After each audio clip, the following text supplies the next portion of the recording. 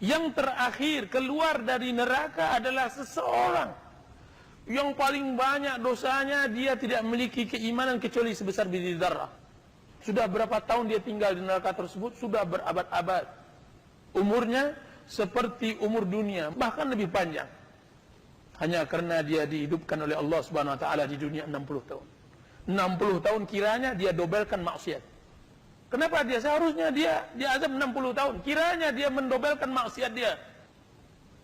Kesombongan dia dalam berbuat maksiat mendobelkan dosa. Berbuat maksiat di tempat yang seharusnya berbuat ketaatan, dosa.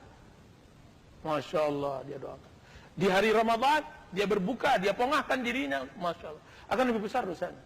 Sehingga lama seperti itu. Dalam surat An-Naba Allah mengatakan labithina fiha aqaba. Mereka akan tinggal di dalamnya ahqaba, berabad-abad. Mereka ini adalah orang muslim, atau sebagian ulama tafsir mengatakan orang kafir. Baik, setelah diangkat orang terakhir tersebut, orang terakhir tahu antum, orang terakhir tersebut bagaimana nikmat yang dia dapat di surga ketika didatangkan.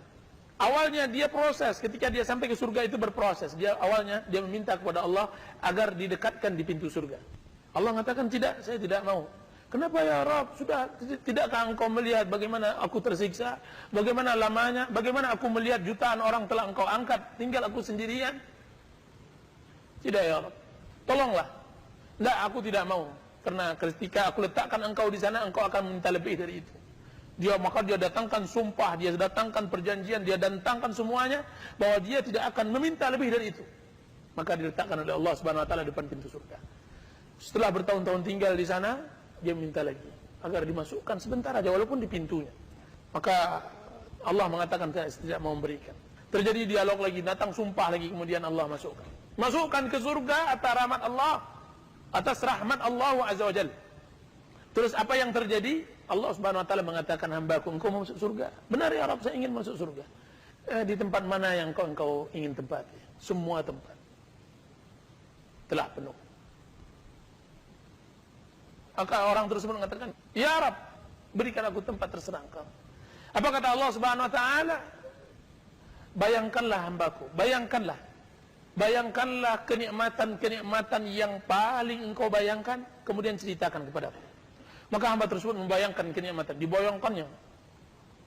Setelah letih dia membayangkan, kemudian dia ceritakan kepada Allah Azza wa Jalla, hambaku, apakah engkau mau aku tambahkan lagi dari apa yang engkau bayangkan? Apa kata orang tersebut? Atastahzi'u bi wa anta rabbul alamin? Ya Rabb, apakah engkau hendak bergurau denganku sedangkan engkau adalah Rabbul Alamin? Engkau bergurau? Sudah begini rasanya saya hidup.